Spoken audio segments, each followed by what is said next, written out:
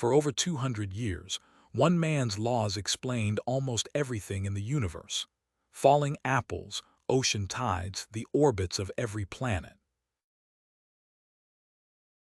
Then, on a small island off the coast of Africa, one photograph of a shadow tore his universe apart. For 200 years, everyone believed Newton was right. Then this man showed up.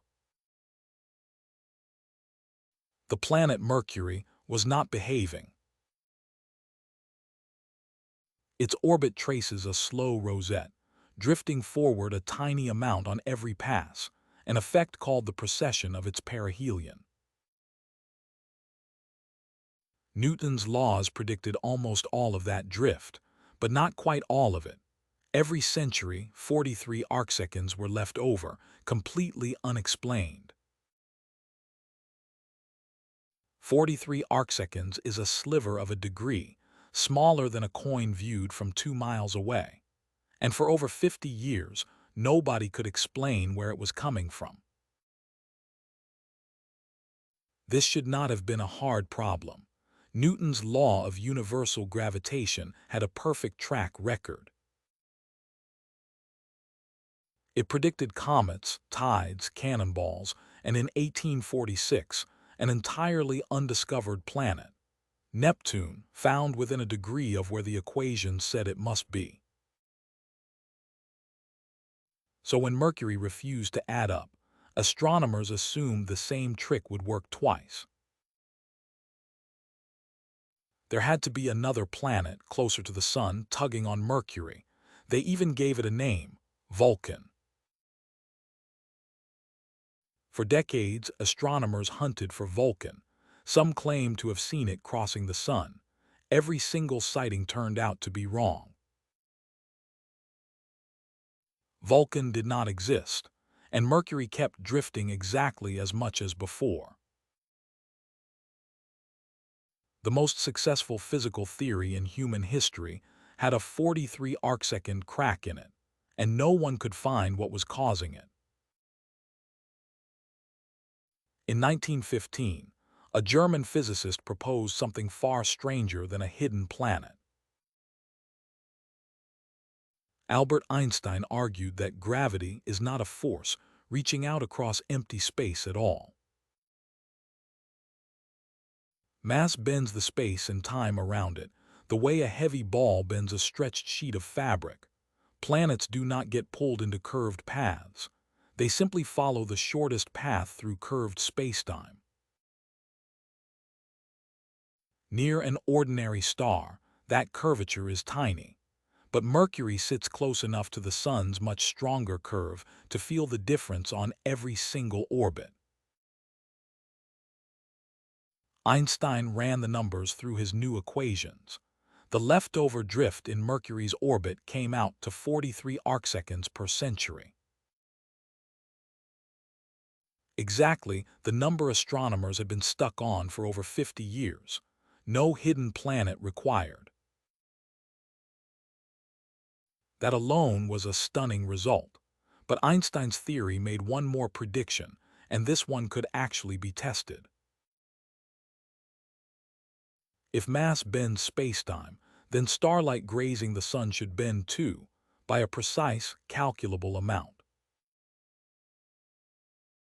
Newton's own theory, treating light as tiny particles, predicted a bend of 0.87 arcseconds.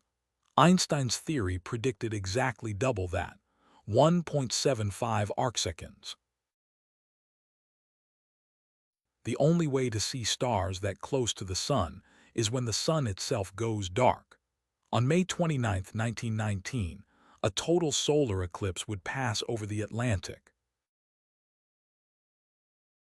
British astronomer Arthur Eddington sailed to the island of Principe.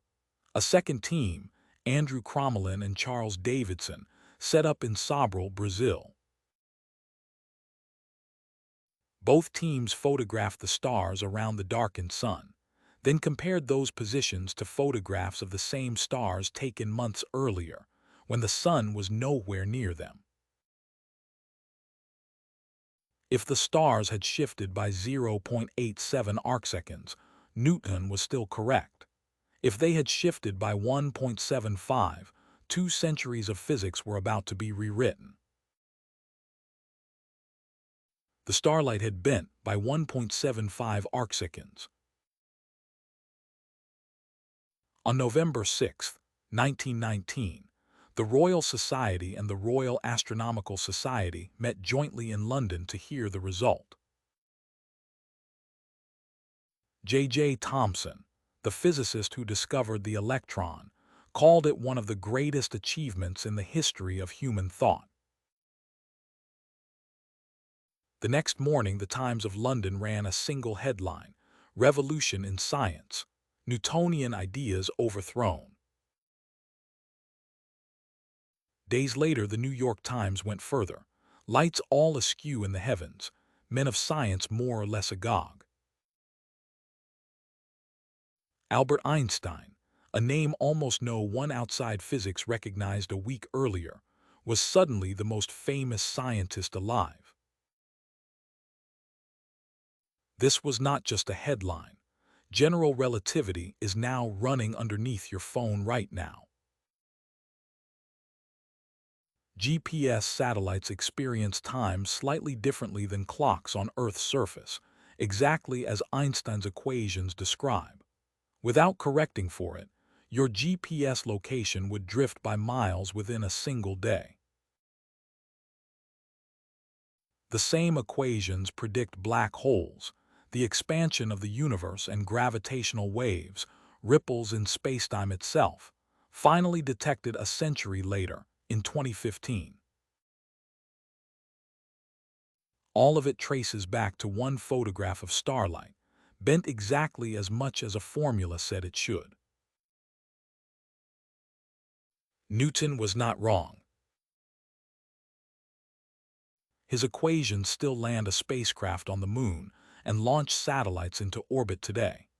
They work perfectly at ordinary speeds and ordinary masses.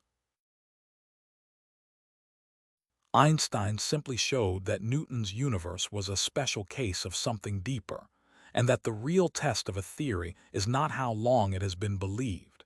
It is whether it dares to make a prediction that could prove it wrong. Every video on this channel is built around one idea, one pivotal moment that quietly changed everything, explained clearly in under 15 minutes. If that's useful to you, subscribing means you don't miss the next one, and there's always a next one.